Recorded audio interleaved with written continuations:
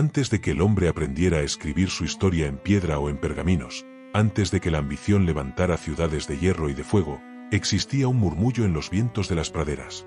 Era la voz del Gran Espíritu, Vacantanka, el misterio supremo para los pueblos Lakota y Dakota, que lo entendían no como un dios distante sentado en un trono celestial, sino como la fuerza que impregnaba cada brizna de hierba, cada animal que corría libre, cada nube que se deslizaba por el cielo sin fin.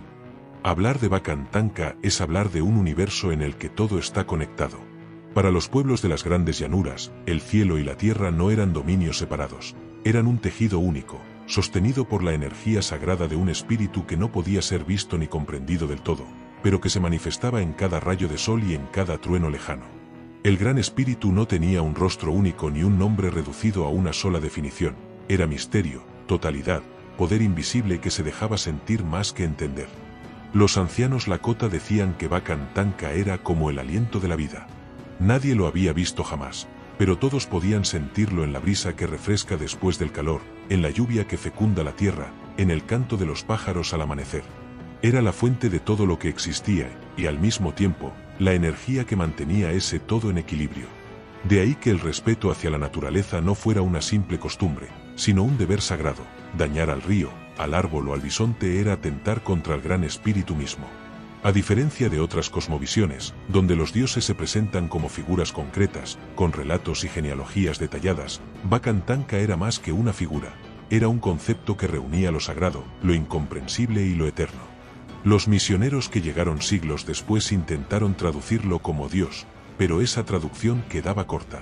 Para los pueblos Lakota, el Gran Espíritu no era solamente creador, era también el orden oculto detrás de las estaciones, el pulso de la vida que hacía que la hierba creciera y que el corazón de los hombres latiera en sincronía con la tierra. Los relatos transmitidos de generación en generación decían que, en el inicio, solo existía el misterio. De esa fuerza invisible nació la luz, y con ella, las aguas, los vientos y la tierra. Cada ser, desde el más diminuto insecto hasta el más grande de los bisontes, llevaba en sí una chispa de Vacantanka. Por eso, la vida era sagrada, porque cada respiración era una extensión del Gran Espíritu. El respeto hacia los animales cazados, hacia las plantas recogidas, hacia los ríos atravesados, no era simple gratitud, era reconocimiento de que todos compartían la misma esencia divina. Los chamanes, conocidos como Vikasa Vacan, eran los encargados de recordar a la comunidad la presencia del Gran Espíritu. Sus visiones, obtenidas en ayunos, danzas y rituales de búsqueda, revelaban que Vacantanka no era solo uno, sino muchos. Era al mismo tiempo unidad y multiplicidad, como el cielo que se presenta como un solo firmamento, pero que contiene innumerables estrellas.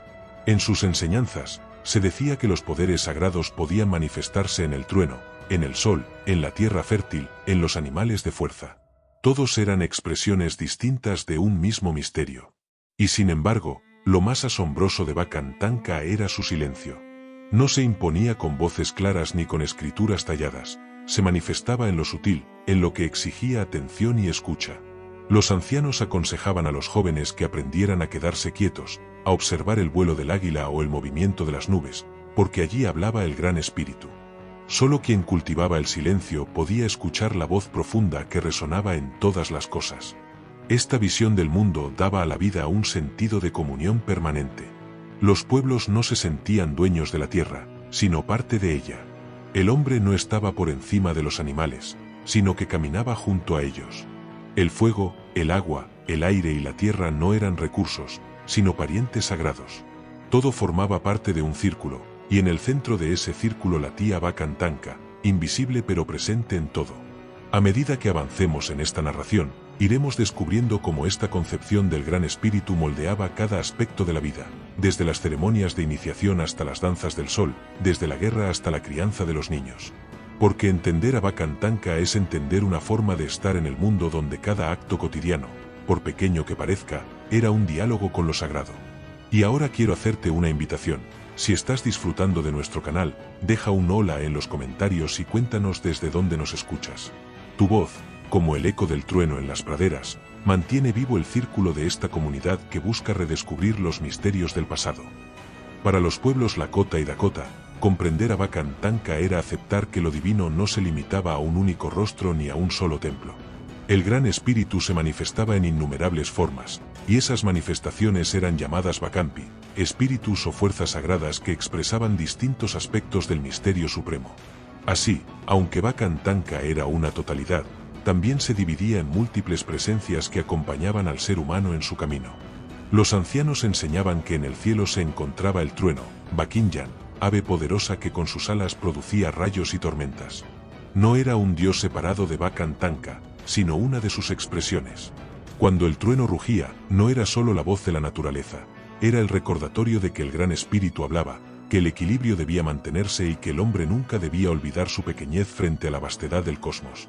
En el sol, Dabelyuei, brillaba la energía vital. Los Lakota lo consideraban una de las manifestaciones más cercanas a Bakan Tanka, porque su luz no hacía distinciones, iluminaba al pobre y al rico, al anciano y al niño, al cazador y al cazado. Cada amanecer era un renacimiento, un acto de gracia que recordaba que la vida era un don sagrado. Por eso, muchas ceremonias comenzaban con saludos al sol, levantando las manos hacia el horizonte, como si se ofreciera la propia vida al Gran Espíritu. La tierra misma, Maka, era otra de sus manifestaciones. Los pueblos de las llanuras la llamaban Madre Tierra porque de ella provenía el alimento, la medicina, los refugios y hasta el descanso final de los cuerpos. Enterrar al muerto no era simplemente devolverlo al polvo, sino entregarlo al regazo de Maka, para que el ciclo continuara y la chispa del espíritu regresara a Bakan Tanka. El agua, Mni, también era sagrada, pues sin ella no había vida. Los lagos, los ríos y la lluvia eran entendidos como bendiciones directas del Gran Espíritu. El agua purificaba, sanaba y renovaba. Durante las ceremonias, era común rociar con agua o invocar a los ríos para pedir claridad en las visiones. El agua llevaba en sí misma un mensaje, así como fluye y encuentra su camino. El hombre también debía aprender a adaptarse a los cambios sin perder su esencia. Los animales eran vistos como parientes y maestros. El bisonte, Tatanka, era uno de los más sagrados. De él venía la carne, las pieles, los huesos para herramientas, y por eso su sacrificio siempre iba acompañado de oraciones de gratitud.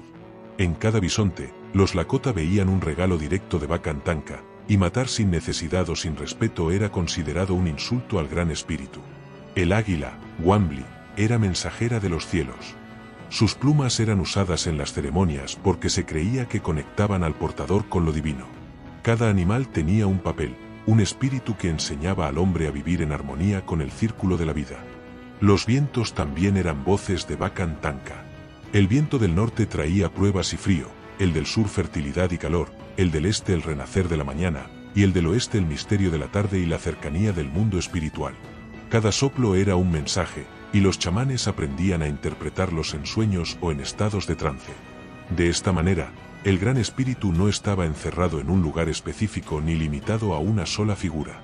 Estaba en todas partes. Se podía sentir en el latido del corazón, en la risa de un niño, en el rugido del bisonte y en el crujir de las ramas bajo el viento.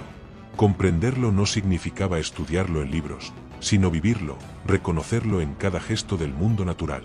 Los rituales y ceremonias servían como puentes para entrar en comunión con estas manifestaciones. Cuando se encendía el fuego sagrado, no era solo calor lo que se obtenía, era el mismo espíritu de Bakan Tanka que se hacía presente en las llamas. Cuando se danzaba alrededor de un círculo, no era solo un movimiento humano, era reflejo del gran círculo cósmico donde todo tiene lugar. Así, el hombre aprendía a no verse como dueño de la tierra, sino como parte de ella. Cada acto tenía consecuencias en el equilibrio del universo, y vivir en desarmonía era romper el círculo sagrado. Por eso, las enseñanzas insistían en la humildad. Los hombres podían construir refugios y cazar bisontes, pero sin la lluvia, sin el sol, sin el aliento del Gran Espíritu, no serían nada. Y mientras reflexionamos sobre estas manifestaciones de Bakan Tanka en la naturaleza, quiero invitarte a unirte también a este círculo de voces. Si estás disfrutando de nuestro canal, deja un saludo en los comentarios, dinos desde dónde nos escuchas y qué hora es allí. Tu voz se suma al eco del Gran Espíritu que resuena en todas las cosas. Para los pueblos de las grandes llanuras, no bastaba con hablar de Bakan Tanka o reconocerlo en la naturaleza, era necesario experimentarlo en lo más profundo del espíritu humano. Por eso, los sueños, las visiones y los rituales de búsqueda eran considerados caminos privilegiados para acercarse al Gran Espíritu. A través de ellos, los hombres y mujeres podían recibir mensajes, encontrar su propósito y confirmar que no estaban solos en el viaje de la vida. Los chamanes y ancianos relataban que cada ser humano tenía la capacidad de entrar en contacto con Bakan Tanka, pero que no todos estaban preparados para soportar la intensidad de esa revelación. Por eso existían los ritos de paso, momentos en los que un joven debía enfrentar la soledad, el hambre y el silencio para abrir su corazón al misterio. Estas ceremonias no eran simples pruebas físicas, sino viajes interiores en los que el individuo se encontraba con lo sagrado. Una de las prácticas más conocidas era la llamada búsqueda de visión. El joven o la persona que deseaba comprender mejor su destino se retiraba a un lugar apartado, a menudo en lo alto de una colina o en el corazón de las praderas, y allí permanecía varios días sin alimento, bebiendo solo agua y orando en silencio. El propósito no era demostrar fuerza, sino vaciarse de todo lo superficial para dejar espacio a lo que Bakan Tanka quisiera mostrar. En esas noches de soledad, los sueños se volvían intensos. El viento, el canto de los pájaros, el crujir de la hierba bajo los pasos de los animales, todo se transformaba en señales.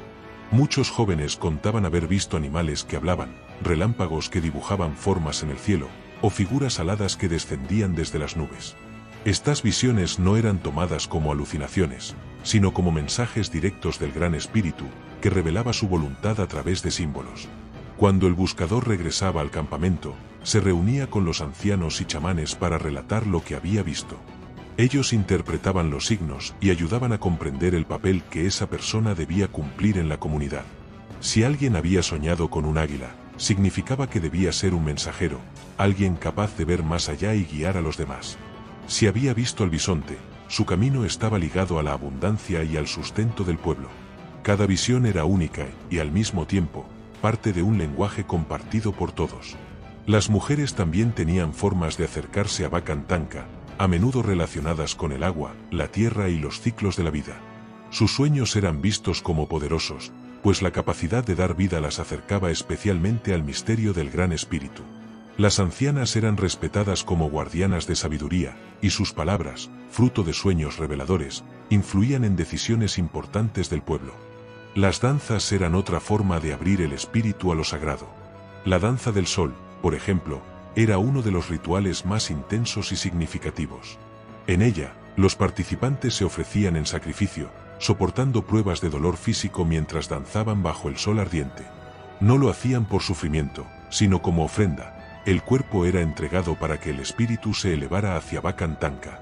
Durante esas ceremonias, los cantos y los tambores no eran simples acompañamientos musicales, eran voces que invocaban la presencia del Gran Espíritu, creando un puente entre el cielo y la tierra. Los sueños colectivos también tenían un lugar especial. Cuando una comunidad entera compartía una visión, ya fuera en forma de señales en el cielo, fenómenos naturales extraordinarios o experiencias durante una ceremonia, se interpretaba como una manifestación de Bakan Tanka para todo el pueblo. Esos momentos fortalecían la unidad, porque recordaban que todos compartían el mismo destino y estaban bajo la misma guía espiritual.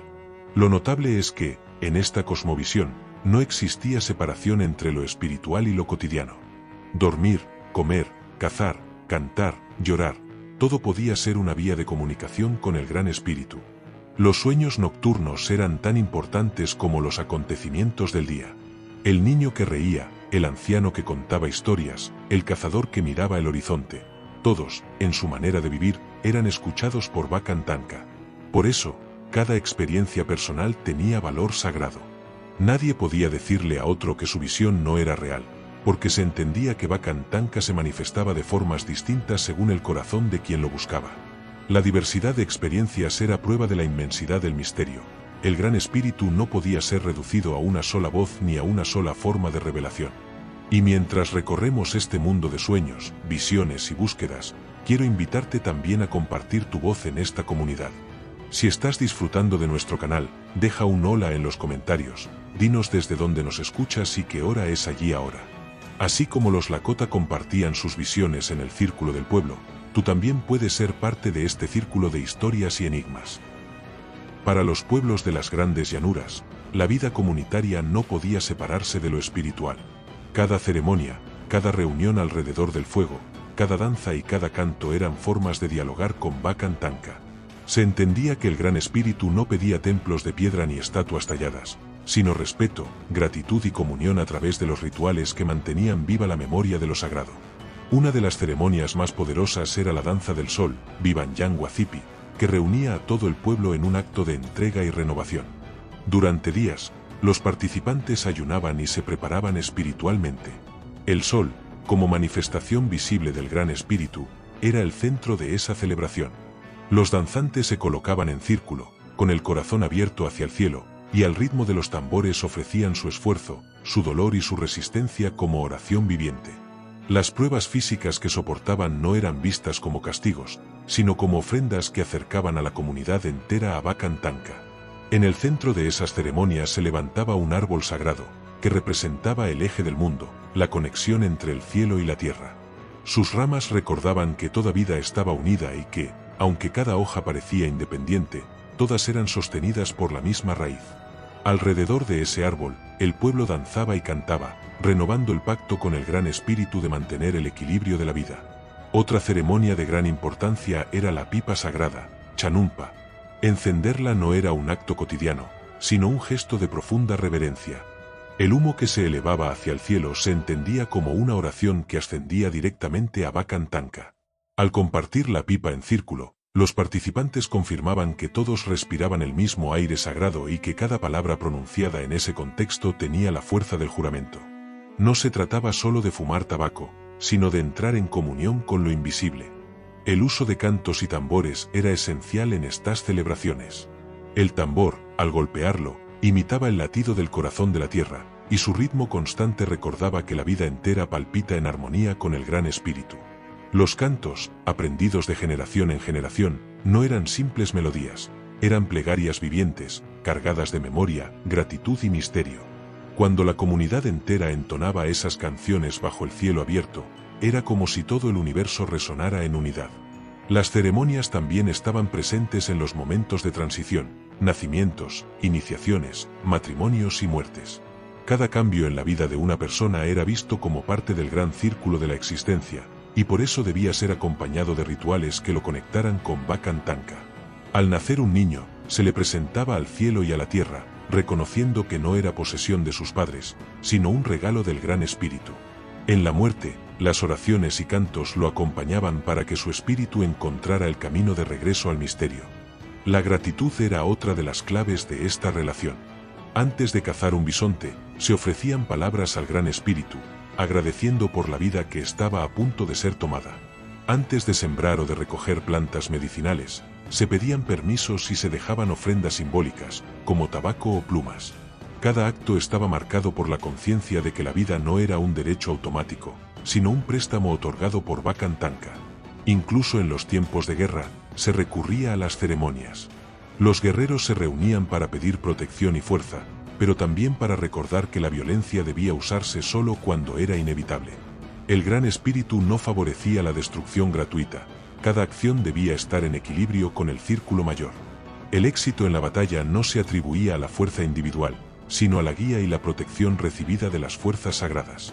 En estas ceremonias, lo más importante no era el espectáculo exterior, sino la intención. Bakan Tanka no se dejaba impresionar por adornos ni riquezas, sino por la sinceridad del corazón. Por eso, los ancianos repetían que la oración más poderosa era la que se elevaba desde lo profundo del alma, en silencio, con humildad. Este tejido de rituales mantenía viva la certeza de que todo acto humano debía estar en sintonía con el Gran Espíritu. La comunidad no solo vivía en la tierra, vivía dentro de un círculo espiritual sostenido por Bakan Tanka, y cada ceremonia era una forma de recordar esa verdad. Y ahora quiero invitarte también a entrar en este círculo de voces. Si estás disfrutando de nuestro canal, deja un saludo en los comentarios, dinos desde dónde nos escuchas y qué hora es allí. Tu participación es como un tambor que resuena junto al nuestro, manteniendo vivo el eco de estas historias. La influencia de Bakan Tanka no se limitaba a las ceremonias o a los momentos sagrados, sino que impregnaba cada aspecto de la vida diaria. Para los pueblos de las grandes llanuras, no existía una división entre lo religioso y lo cotidiano, porque todo lo que se hacía en la vida debía estar en armonía con el Gran Espíritu. Comer, cazar, hablar, criar a los hijos o tomar decisiones importantes eran, en el fondo, actos espirituales que tenían consecuencias en el círculo mayor del universo. La ética que guiaba a la comunidad se fundaba en el respeto. El respeto no era solo cortesía entre personas, sino un principio universal que debía extenderse a los animales, a las plantas, a los ríos y a los cielos. Cada ser tenía un espíritu y, por lo tanto, debía ser tratado con dignidad. Herir sin necesidad, desperdiciar lo que se tomaba de la naturaleza o abusar del poder personal eran actos que rompían el equilibrio y ofendían a Bakan Tanka. Los ancianos enseñaban que el hombre debía caminar con un corazón fuerte y una mente humilde. Un corazón fuerte significaba actuar con valentía, enfrentar las dificultades sin huir, proteger a los débiles y sostener la palabra dada. Una mente humilde implicaba reconocer que, por más sabiduría o fuerza que alguien tuviera, siempre era una pequeña parte de un misterio mayor.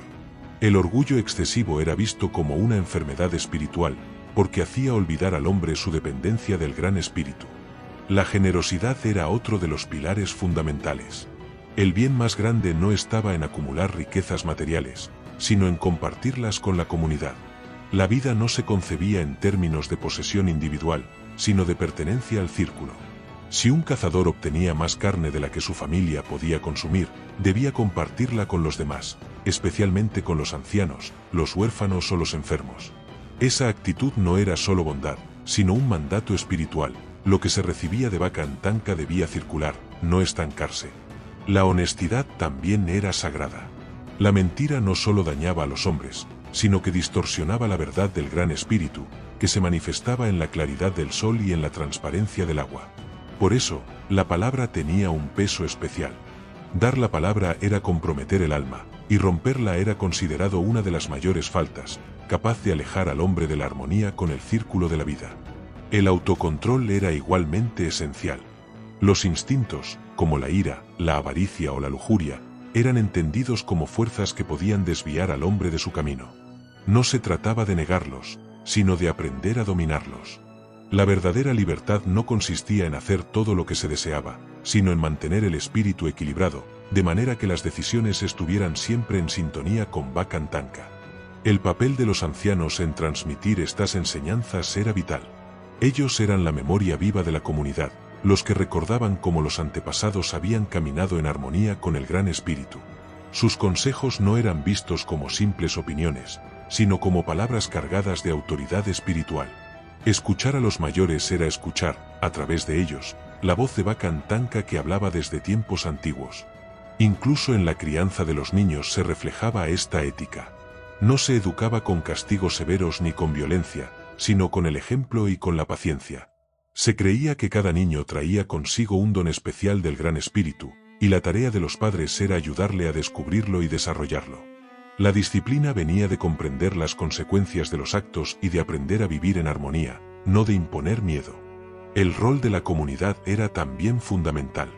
La vida individual no tenía sentido sin la vida en común. El círculo era más importante que el individuo, y cada persona tenía la responsabilidad de aportar su fuerza, su tiempo y su talento al bienestar de todos. De esa manera, la comunidad funcionaba como un reflejo del equilibrio cósmico. Cada uno era parte de un todo más grande, y todos estaban unidos por la fuerza de Bakan Tanka. En este marco ético, la justicia no era venganza, sino restauración. Si alguien cometía una falta, el objetivo no era castigarlo severamente, sino ayudarle a comprender el error y devolverle al camino correcto. La comunidad buscaba reparar el equilibrio roto, más que destruir al culpable. Porque al fin y al cabo, todo acto dañino contra otro ser humano era también un acto contra el gran espíritu. Así, la vida moral de los pueblos de las llanuras no se sostenía en leyes escritas ni en tribunales, sino en un profundo sentido espiritual que guiaba cada decisión. Bakan Tanka no necesitaba imponer normas externas, porque su presencia viva en todo enseñaba a cada persona cómo debía comportarse. La vida ética era, en esencia, un acto de comunión con lo divino. Y mientras reflexionamos sobre esta manera de vivir en armonía, quiero invitarte a compartir también tu voz. Si estás disfrutando de nuestro canal, deja un hola en los comentarios, dinos desde dónde nos escuchas y qué hora es allí. Tu saludo es parte del círculo que mantenemos vivo en esta comunidad de buscadores de enigmas y mitologías. Los pueblos Lakota y Dakota entendían que, aunque Bakan Tanka era un misterio supremo e invisible, podía expresarse a través de símbolos que ayudaban a los hombres a recordar su presencia y a vivir en armonía con él. Estos símbolos no eran simples adornos, sino llaves espirituales que conectaban lo visible con lo invisible, lo humano con lo divino. Entre todos ellos, dos destacaban por su poder y su universalidad: el círculo y la pipa sagrada. El círculo era considerado la forma más perfecta, porque no tenía principio ni fin. Representaba la vida misma, el sol que nace y muere cada día, la luna que crece y decrece, las estaciones que vuelven una y otra vez, y el viaje del hombre desde su nacimiento hasta su regreso al Gran Espíritu. Vivir en círculo significaba aceptar que todo está conectado y que ninguna acción queda aislada. Cada gesto, cada palabra, cada decisión influía en el todo. Como una piedra arrojada al agua genera ondas que se expanden sin detenerse. Por eso, las comunidades se organizaban en círculos. Las tiendas en los campamentos eran colocadas de forma circular, reflejando la estructura cósmica. Las reuniones alrededor del fuego se hacían en círculo, porque todos tenían un lugar igual en la rueda de la vida y nadie estaba por encima de los demás. Incluso las danzas seguían la forma circular, porque al moverse en esa geometría sagrada, se recordaba que el Gran Espíritu envolvía a todos en un mismo tejido. La pipa sagrada, Chanunpa, era otro símbolo de unión. Su tallo de madera representaba lo terrenal, mientras que la cazoleta de piedra evocaba lo espiritual. Al juntarlos, se recordaba que el hombre debía caminar con un pie en la tierra y otro en el misterio. Cuando la pipa se encendía, el humo que ascendía al cielo era visto como un puente de oración, un mensaje que viajaba directo hacia Bakan Tanka. Compartir la pipa era compartir el alma, porque cada inhalación y cada exhalación estaban impregnadas de lo sagrado. Encender la pipa no era un acto trivial. Solo se hacía en momentos solemnes, para sellar un pacto, para comenzar una ceremonia, para pedir guía en tiempos difíciles. El humo llevaba consigo las palabras y las intenciones, y por eso nunca se mentía ni se pronunciaban falsas promesas mientras la pipa estaba presente. Romper un juramento hecho con la pipa encendida era considerado un ultraje contra el Gran Espíritu mismo. Otros símbolos acompañaban esta visión. El águila, por ejemplo, era un mensajero de los cielos. Sus plumas se usaban en tocados y ceremonias porque representaban la conexión más directa con lo divino. El bisonte, fuente de alimento y vida, simbolizaba la generosidad de Bakan Tanka, que proveía todo lo necesario para la supervivencia del pueblo. El fuego, con su luz y calor, era la chispa divina que mantenía a la comunidad unida. Cada símbolo llevaba consigo una enseñanza. El círculo recordaba la interdependencia, la pipa, la unión entre lo humano y lo divino, el águila, la visión elevada, el bisonte, la gratitud y el sustento, el fuego, la presencia viva del Gran Espíritu. Todos eran formas visibles de un misterio invisible, recordatorios de que la vida debía vivirse con reverencia. Incluso los colores tenían significados profundos. El rojo simbolizaba la vida y la energía, el negro la introspección y el misterio, el blanco la pureza espiritual y el amarillo la iluminación del sol. Estos colores, presentes en pinturas, vestimentas y rituales, eran formas de honrar la diversidad de expresiones de Bakan Tanka en el mundo. Lo notable de estos símbolos es que no pertenecían a una religión institucionalizada ni estaban limitados a un grupo de especialistas. Todos, desde los niños hasta los ancianos, podían comprenderlos y usarlos en su vida diaria. Ver un círculo en la naturaleza, levantar la mirada hacia un águila en vuelo o encender un fuego en la noche eran recordatorios constantes de que el Gran Espíritu estaba presente en todo momento. Este lenguaje simbólico mantenía viva la conexión entre lo humano y lo sagrado, y enseñaba a cada generación que, aunque Bakan Tanka no podía verse con los ojos, podía sentirse con el corazón. Los símbolos eran, en última instancia, espejos que devolvían al hombre la certeza de que no estaba solo en el universo, sino envuelto por un misterio que lo amaba y lo sostenía. Y mientras exploramos estos símbolos sagrados, quiero invitarte también a dejar tu voz en este círculo. Si estás disfrutando de nuestro canal, escribe un hola en los comentarios y cuéntanos desde dónde nos escuchas. Tu saludo es como una chispa en el fuego común que mantenemos encendido con cada historia. En el corazón de la relación entre los pueblos de las grandes llanuras y Bakan Tanka se encontraban los chamanes, conocidos entre los Lakota como Vikasa Bakan, los hombres y mujeres sagrados que servían como puentes entre el mundo humano y el mundo espiritual. No eran gobernantes en el sentido político, pero su autoridad era indiscutible, porque se basaba en la cercanía con lo invisible. Se los respetaba no por el poder de imponer, sino por el poder de escuchar, interpretar y guiar según las señales del Gran Espíritu. Un Vikasa Bakan no nacía de un linaje predeterminado, sino de una elección misteriosa de Bacan Tanka mismo. Muchos de ellos habían experimentado visiones poderosas en su juventud, sueños tan intensos que cambiaban el rumbo de su vida.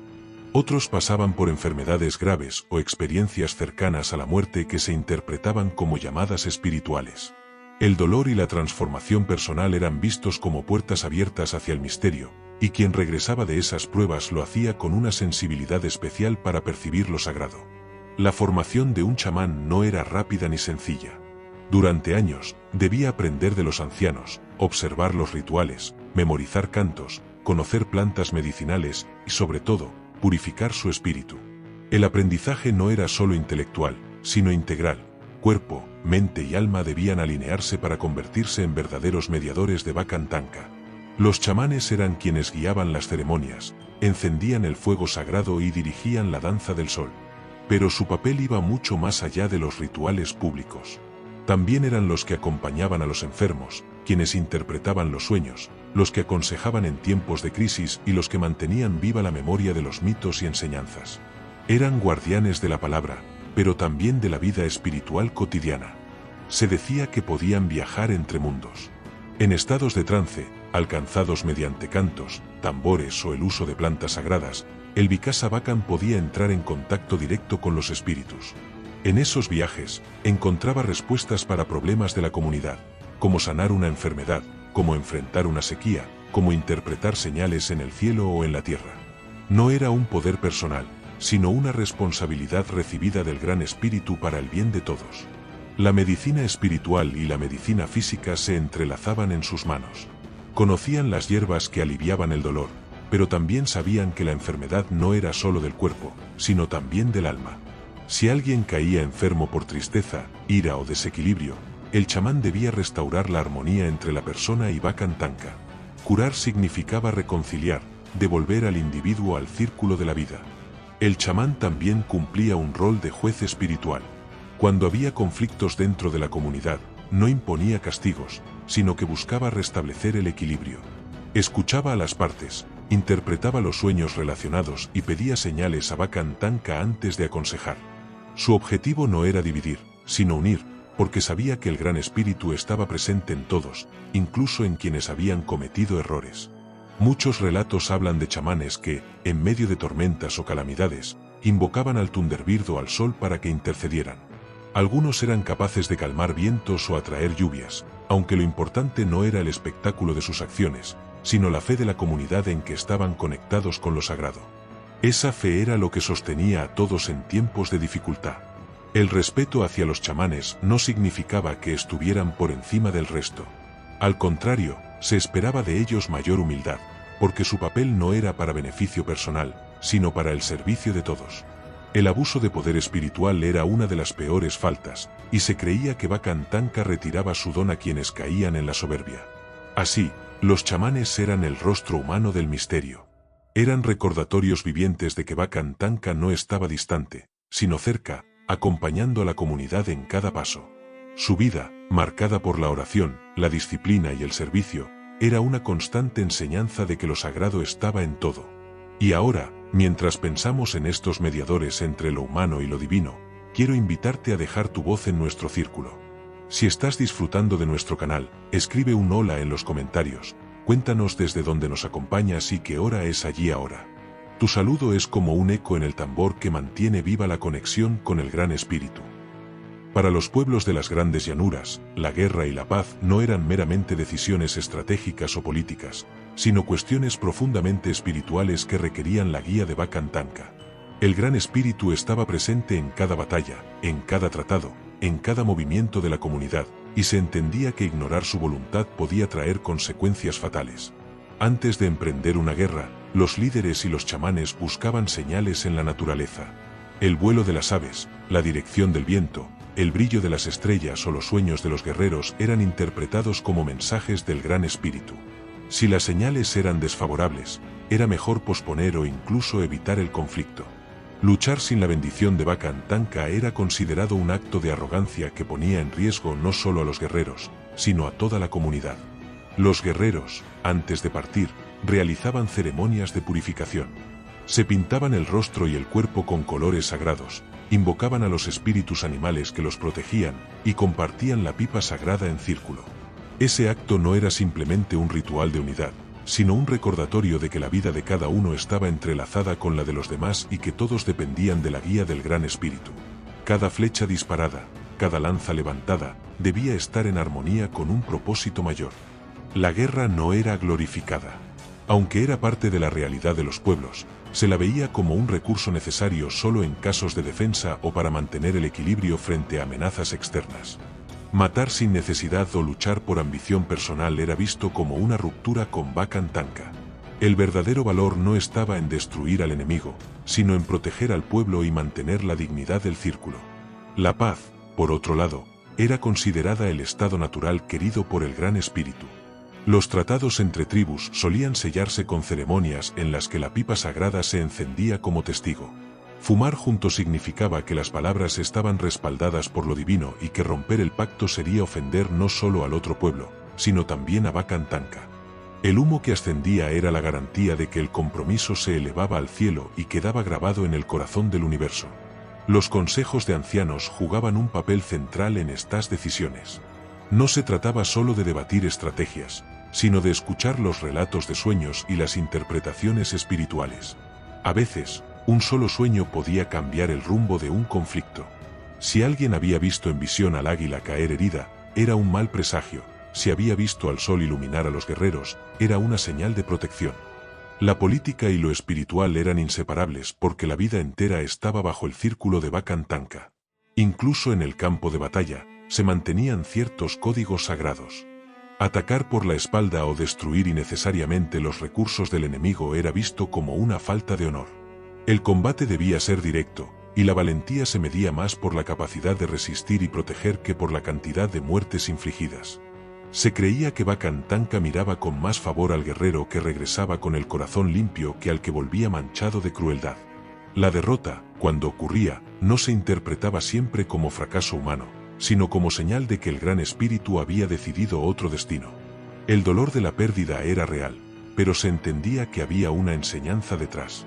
Quizás era necesario abandonar un territorio, quizás la comunidad debía aprender humildad, quizás se había roto el equilibrio y era tiempo de restaurarlo. Cada acontecimiento estaba cargado de un significado que trascendía lo visible. En tiempos de paz, la influencia de Bakan Tanka era igualmente decisiva. Las decisiones sobre dónde establecer los campamentos, cuándo cazar bisontes o cómo resolver disputas internas se tomaban siempre buscando señales del Gran Espíritu.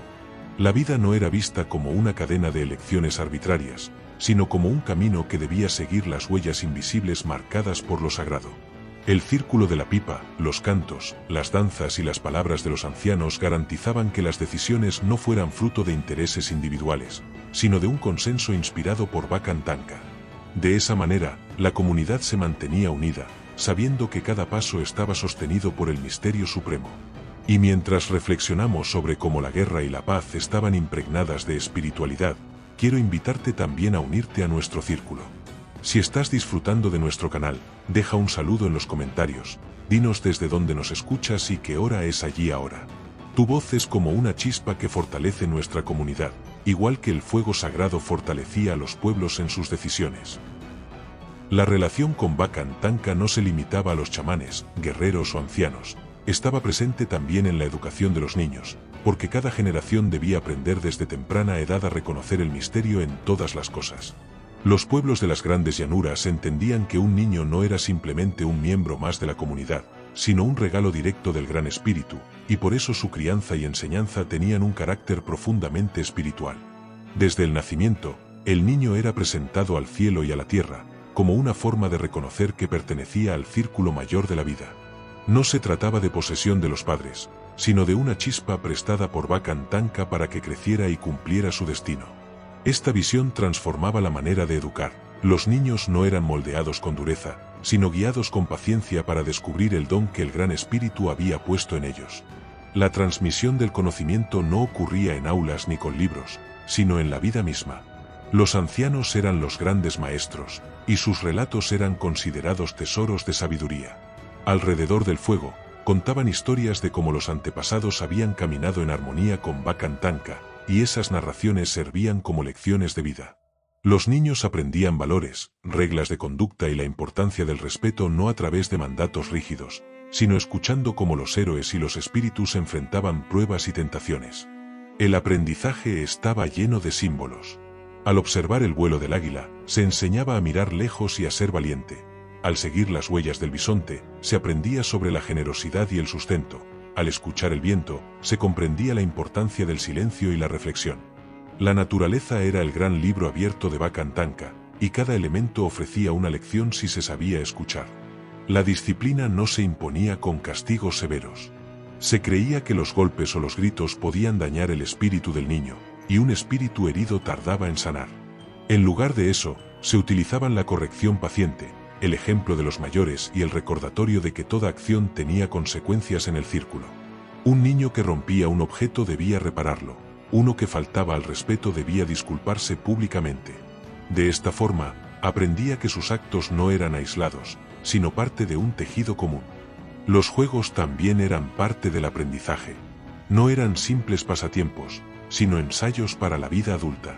Jugar a cazar, montar caballos o practicar competencias de resistencia eran formas de preparar el cuerpo y el espíritu para los desafíos de la vida.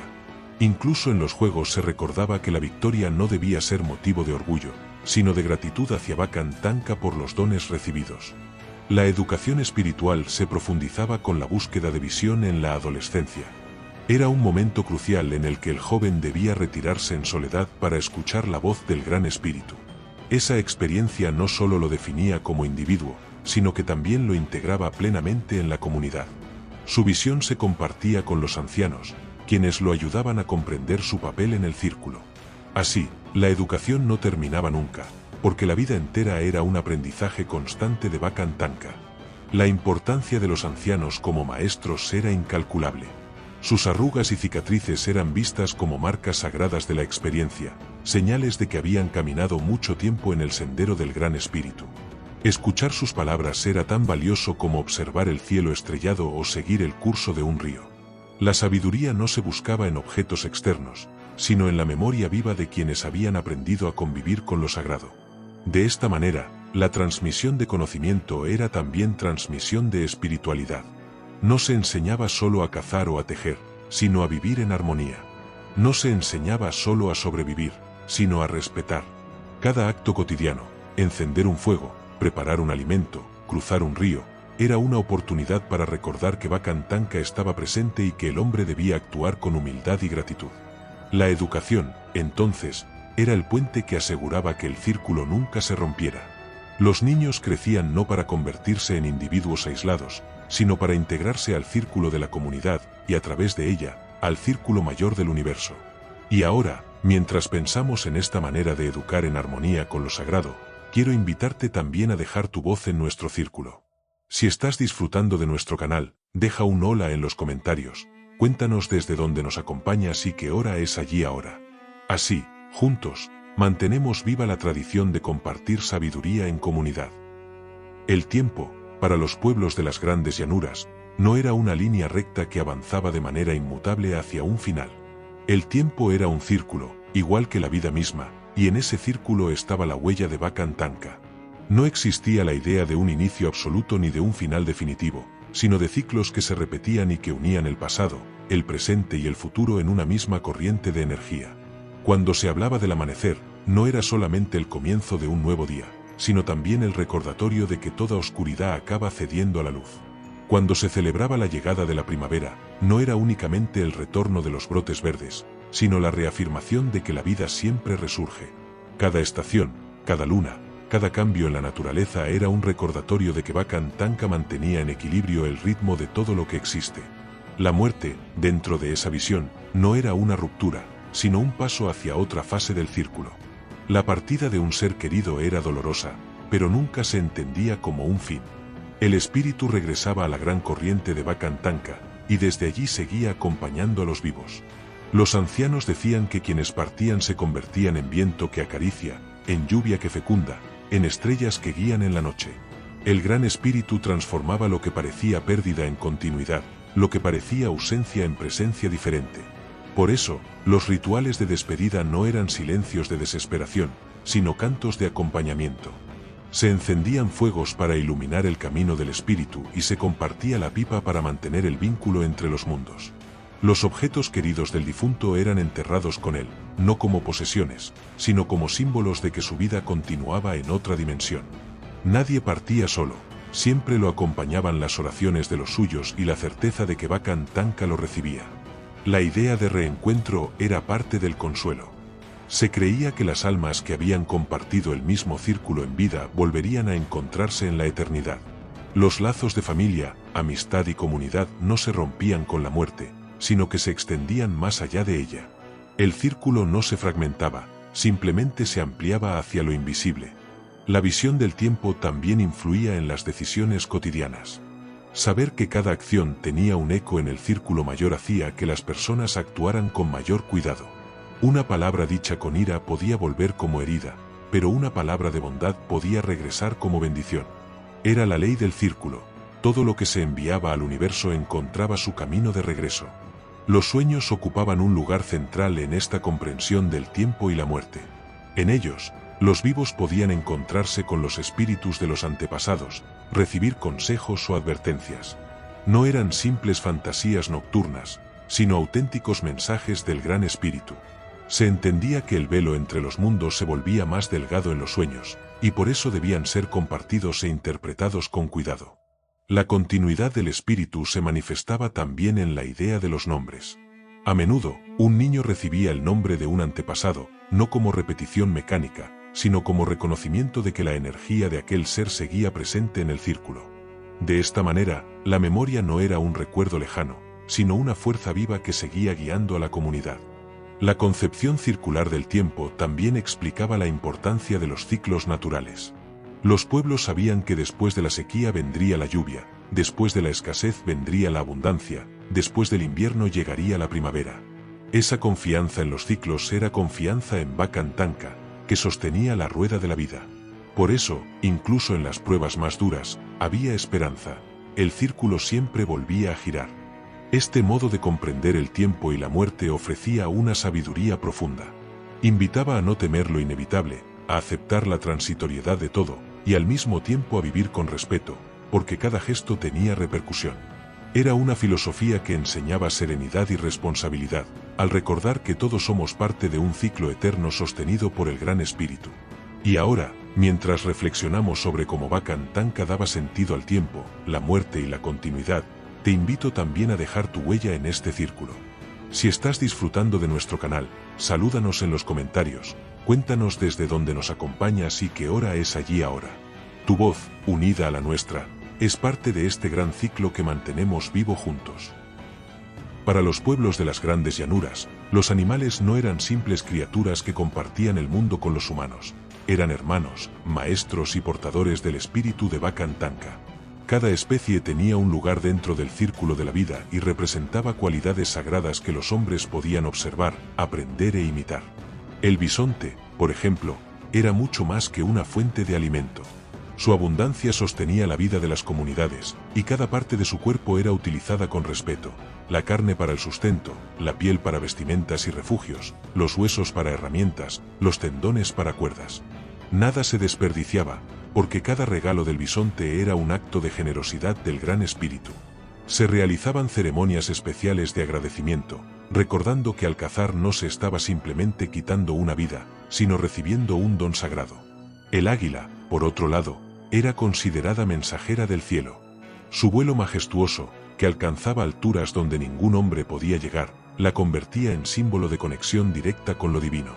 Sus plumas eran tesoros espirituales, utilizadas en ceremonias para invocar la presencia de Bakan Tanka. Tener una pluma de águila no significaba poseer un objeto, sino custodiar un fragmento del cielo. El lobo enseñaba la importancia de la comunidad. Su forma de cazar en manada, su lealtad al grupo y su instinto de protección hacia los suyos mostraban a los hombres que el verdadero poder no estaba en el individuo aislado, sino en la unión. Observar a los lobos era aprender cómo equilibrar la libertad personal con el compromiso hacia la tribu. El oso, por su fuerza y capacidad de resistencia, era símbolo de valentía y de sanación. Muchos chamanes invocaban su espíritu en los rituales de curación, creyendo que la fuerza del oso podía transferirse al enfermo. También se admiraba su habilidad para hibernar, que enseñaba a los hombres el valor del descanso y de la renovación. El coyote, con su astucia y travesuras, era visto como un maestro peculiar. Sus historias, transmitidas en relatos orales, mostraban tanto su ingenio como sus errores. Era un recordatorio de que incluso la picardía y los tropiezos podían traer enseñanzas. El coyote representaba la ambigüedad de la vida, podía ser sabio y torpe al mismo tiempo, y en esa contradicción residía su enseñanza. Incluso los animales pequeños tenían un papel. El colibrí, con su vuelo veloz y su capacidad de detenerse en el aire, era símbolo de ligereza y alegría. El búho, con sus ojos penetrantes en la oscuridad, representaba la visión en lo oculto y el conocimiento de lo misterioso. Cada criatura tenía un mensaje, y los pueblos sabían escucharlo. La relación con los animales no era de dominación, sino de reciprocidad. Se creía que cada vez que un animal se ofrecía como alimento o guía, lo hacía voluntariamente, como parte de un pacto sagrado. Por eso, los cazadores pedían permiso antes de disparar una flecha y ofrecían oraciones después de cada caza.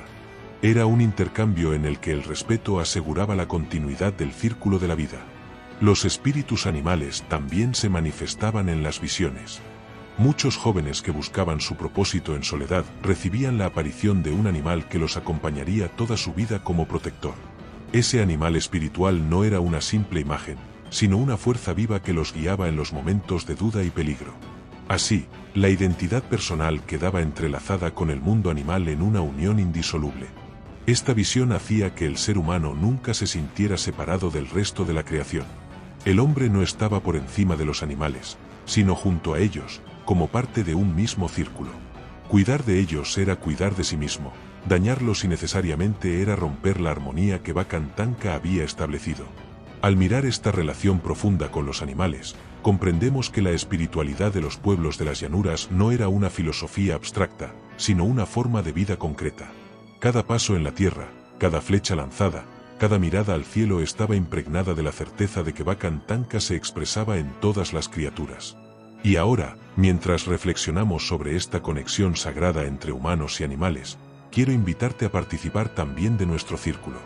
Si estás disfrutando de nuestro canal, deja un hola en los comentarios, cuéntanos desde dónde nos escuchas y qué hora es allí ahora.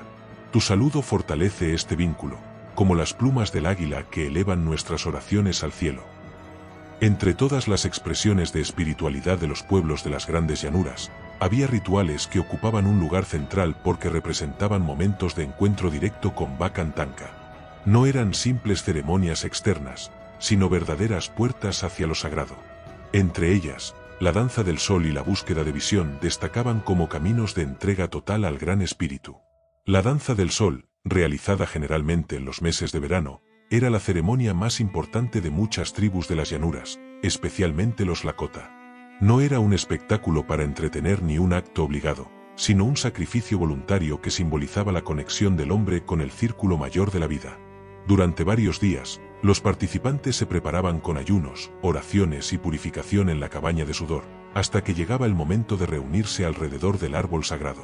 Ese árbol, colocado en el centro del círculo ceremonial, representaba el eje del mundo, el vínculo entre el cielo y la tierra. Decorado con ofrendas y plumas, se convertía en el punto en el que el Gran Espíritu descendía para encontrarse con los hombres. Los danzantes, pintados con símbolos sagrados, bailaban alrededor de él desde el amanecer hasta el anochecer, mirando fijamente al sol, ofreciendo su cansancio, su dolor y su voluntad como ofrenda a Vacan Tanka.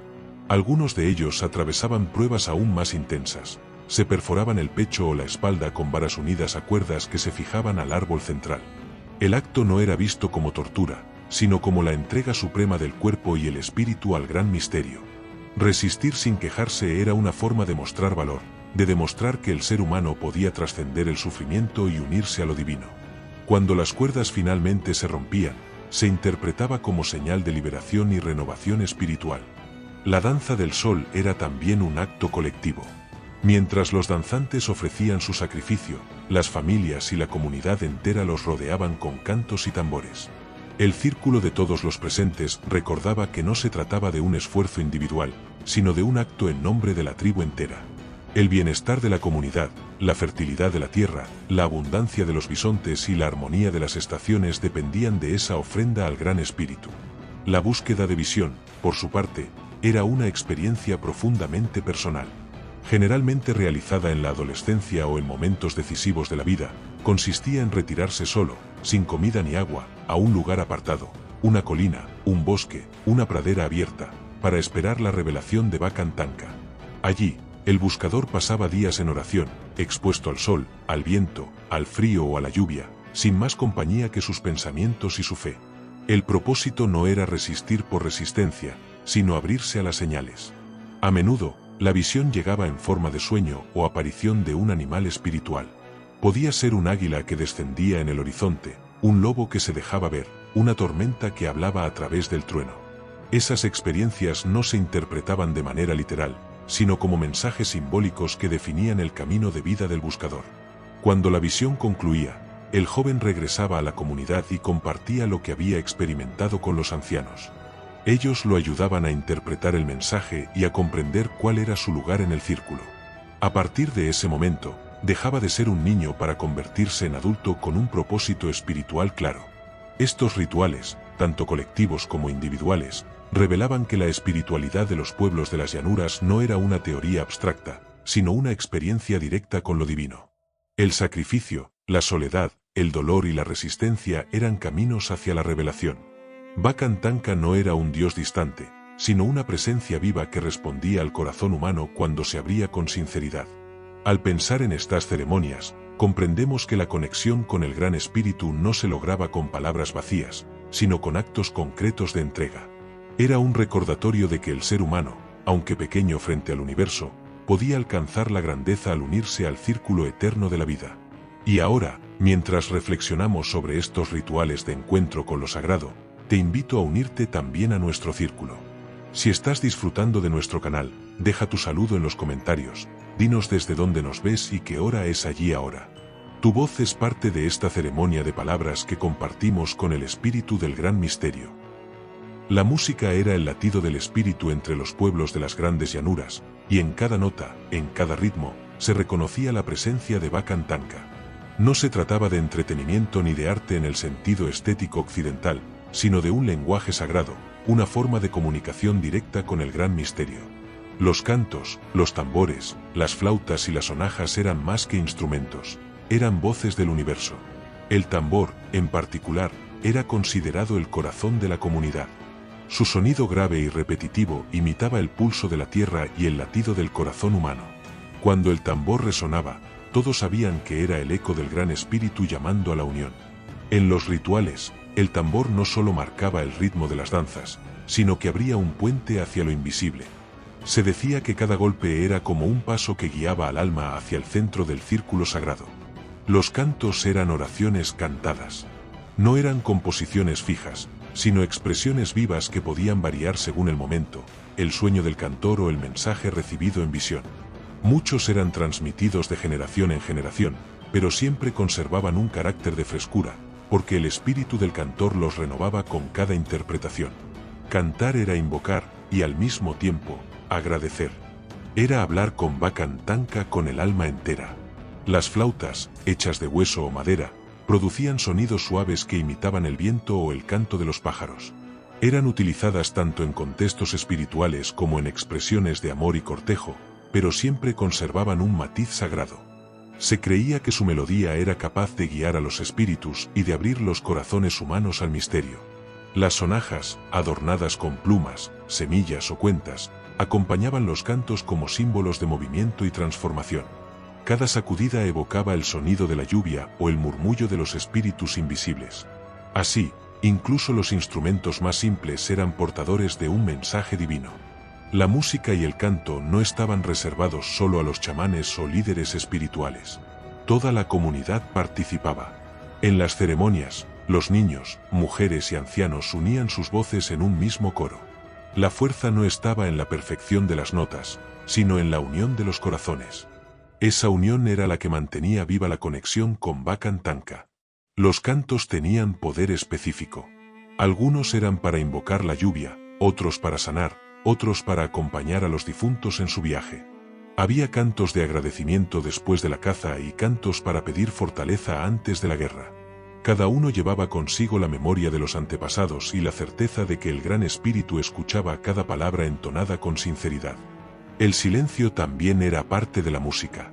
Entre canto y canto, entre golpe y golpe de tambor, el silencio permitía escuchar la voz de lo invisible. No se trataba de vacío, sino de espacio sagrado en el que Bakan Tanka hablaba de manera más clara.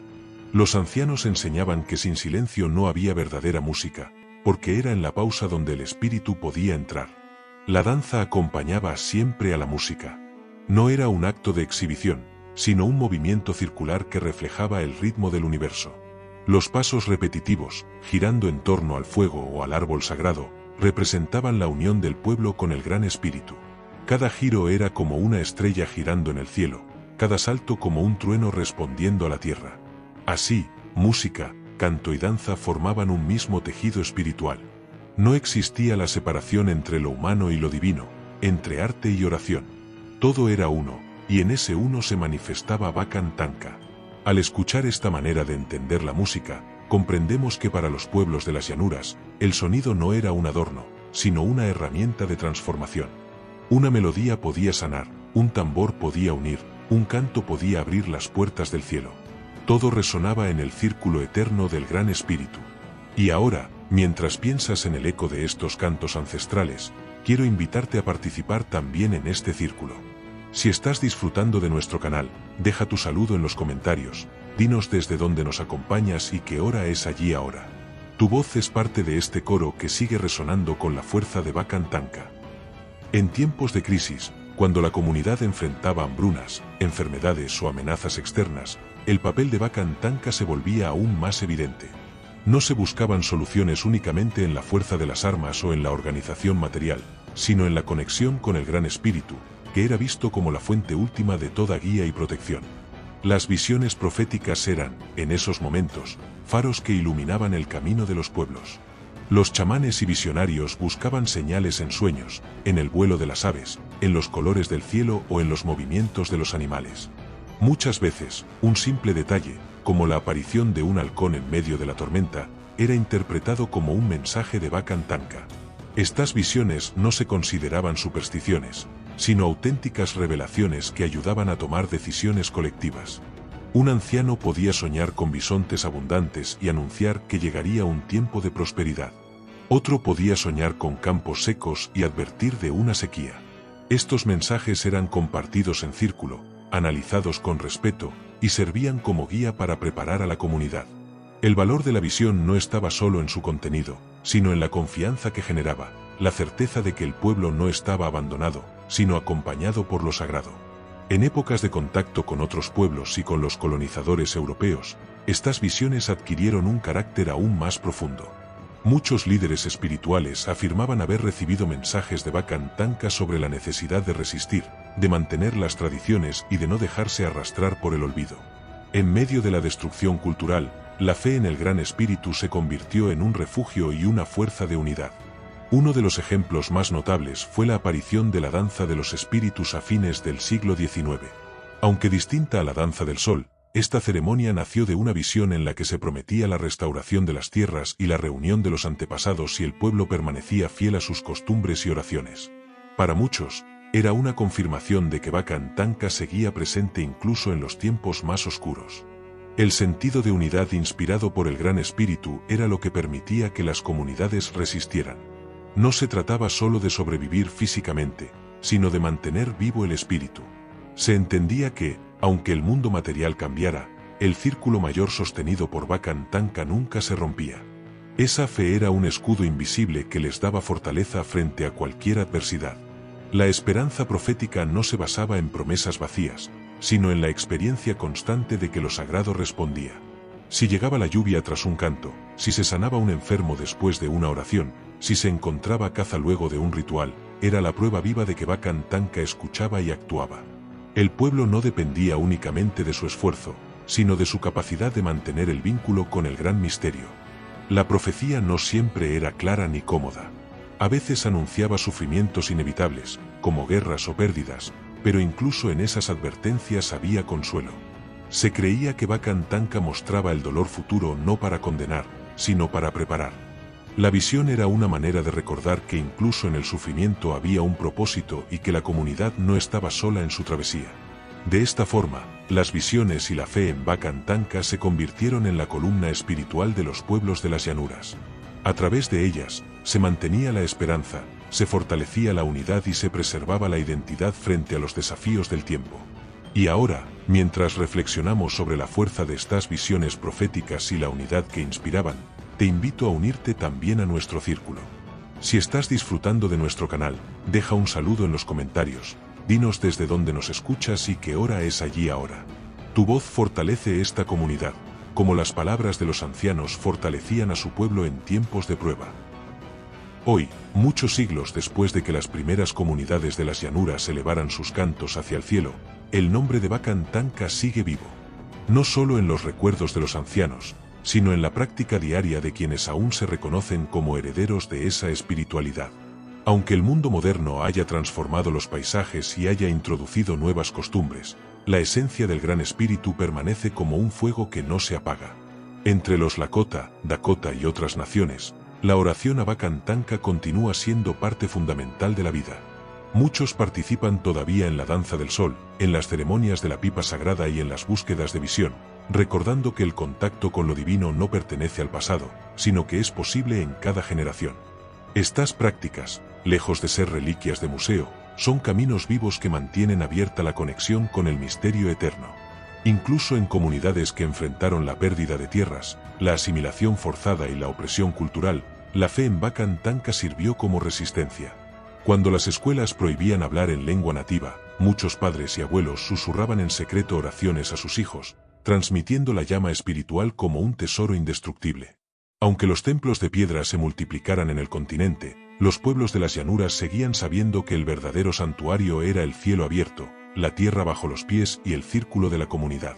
Hoy en día, el mensaje de Bakan Tanka no pertenece únicamente a un pueblo, sino que inspira a todos los que buscan vivir en armonía con la naturaleza y con lo sagrado.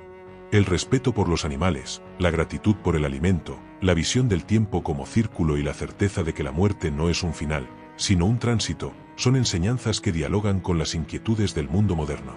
En tiempos de crisis ecológica y espiritual, la voz de los ancestros resuena como recordatorio de que no somos dueños de la tierra, sino parte de ella.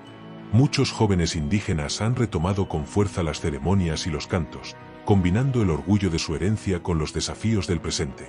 Internet, los festivales culturales y las escuelas comunitarias se han convertido en nuevos espacios para mantener viva la memoria. Bakan Tanka, lejos de ser un concepto lejano, sigue acompañando a quienes levantan su mirada hacia el sol, alzan la pipa o simplemente guardan silencio frente al viento que sopla sobre las praderas. Incluso personas de otras culturas encuentran inspiración en este legado. La idea de que todo está conectado, de que cada acción tiene eco en el círculo de la vida, de que los animales son hermanos y de que la muerte no rompe los lazos, resuena más allá de las fronteras geográficas.